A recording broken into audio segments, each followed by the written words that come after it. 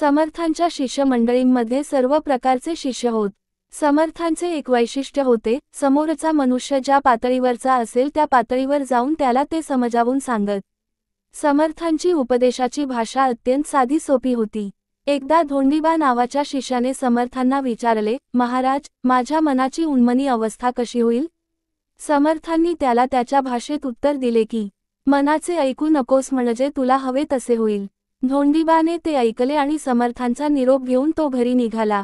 आपण आता घरी जावे असे त्याच्या मनात आले, पण समर्थांनी तर सांगितले की मनाचे ऐकू नकोस, म्हणून त्याने घरी जायचे नाही असे ठरविले. मग मनात आले, रानात जावे, पण मनाचे ऐकायचे नसल्यामुळे रानातही जाता येईना. धोंडीबाच्या लक्षात आले की मनात परस्परविरोधी विचार येत राहतात. अशा वेळी काय करावे? एकदा वाटते घरी जावे, एकदा वाटते घरी जाऊ नये. मग मनाचे ऐकायचे नाही म्हणजे काय? धोंडीबाच्या लक्षात आले की मनात सतत विचार येत राहतात, ते ऐकायचे नाहीत. म्हणून धोंडीबाने श्रीराम जय जय राम हा जप सुरू केला आणि मनातल्या मनात तो जप ऐकत राहिला. अशा प्रकारे मनात विचार येऊ नये म्हणून तो 72 तास जप करीत राहिला.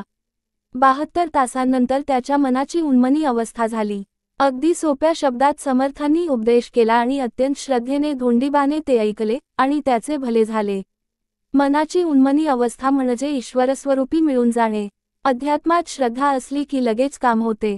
आत्मसाक्षात्कार झाल्यानंतर प्रथमत सामान्य लोकांनाही पारमार्थिक मार्गास लावावे अशी इच्छा रामदासस्वामींना साहजिकच झाली. पण पुढील 12 वर्षाच्या प्रवासात त्यांनी जे पाहिले, जे भयंकर विदारक अनुभव घेतले, त्यांनी त्यांच्या चारित्र्यास एक वेगळीच कलाटणी मिळाली. त्या काळी भारतातील जनता कमालीच्या हीन, दीन, त्रस्त आणि अपमानित अवस्थेत काळकंठित होती. यावनी सत्तेच्या अमानुष जुलुमाखाली भरडली जात होती. लोकांची मालमत्ता, बायका, मुले, आया बहिणी, देव, धर्म, संस्कृती काहीच सुरक्षित नव्हते. जनतेची ही हृदयद्रावक अवस्था पाहून समर्थ अत्यंत अस्वस्थ व उद्विग्न झाले. सर्वस्वी सत्व आणि दुर्बल झालेल्या आपल्या समाजास परमार्थाचा उपदेश हानिकारकच ठरण्याचा संभव आहे. समाजाला प्रथम संघटित आणि शक्तिसंपन्न बनविले पाहिजे. समाजाचा लुप्त झालेला आत्मविश्वास पुन्हा जागृत केला पाहिजे अशी त्यांची खात्री झाली. समर्थ रामदास हे निसर्गप्रेमी होते. त्यांनी आपल्या निवासाच्या ज्या जागा निवडल्या त्या सर्व निसर्गरम्य जागा होत्या. आजही चाफळ, शिवथरघळ, सज्जनगड आणि समर्थांच्या वेगवेगळ्या घळी पाहण्यासाठी तरुण गिर्यारोहक गर्दी करतात. काही साहसी तरुण मुले मुद्दाम पावसाळ्यात मोहीम म्हणून समर्थांची तीर्थक्षेत्रे पाहतात. समर्थांना अंगापूरच्या डोहात 2 मूर्ती सापडल्या, एक श्रीरामचंद्रांची आणि दुसरी तुळजाभवानीची. त्यांतील श्रीरामाची मूर्ती त्यांनी चाफळला स्थापन केली. श्री तुळजाभवानीची मूर्ती स्थापन करण्यासाठी ते सज्जनगडावर आले. सज्जनगडावरील प्रसिद्ध अंगलाई देवीचे मंदिर आजही याची साक्ष देत आहे. सज्जनगडाच्या पायथ्याला समर्थांना एक बाग तयार करायची होती. या बागेत कोणकोणती झाडे लावावयाची आणि ती कशी लावावीत या संबंधीचे समर्थांचे स्वतंत्र प्रकरण आहे.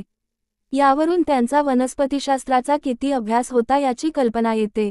बाग प्रकरण म्हणून ओळखल्या जाणाऱ्या या कवितेत समर्थांनी सुमारे 350 वनस्पतींची नावे दिली आहेत. आश्चर्य म्हणजे यादी देताना पालेभाज्या, फळभाज्या, फळ, फूल, औषधी वनस्पती यांची व्यवस्थित वर्गवारी आहे. सज्जनगडावर 2 वर्षे राहून समर्थ शिवथरघळीत आले. तिथे त्यांनी समर्थ संप्रदायाचा श्रीमद दासबोध हा प्रधान ग्रंथ लिहिला. या ग्रंथात समर्थांनी प्रपंच, राजकारण, संघटन, व्यवस्थापन, व्यवहारचातुर्य, व्यक्तिमत्व विकास, सभ्यता आणि शिष्टाचार या सगळ्या गोष्टींचा अंतर्भाव केला आहे. दासबोधातील मूर्ख लक्षणे वाचत असताना तर अनेकांना वाटते की समर्थांनी आपला स्वभाव अचूकपणे कसा ओळखला. जगातील अनेक भाषांमध्ये दासबोधाचा अनुवाद झाला आहे. जय जय रघुवीर समर्थ.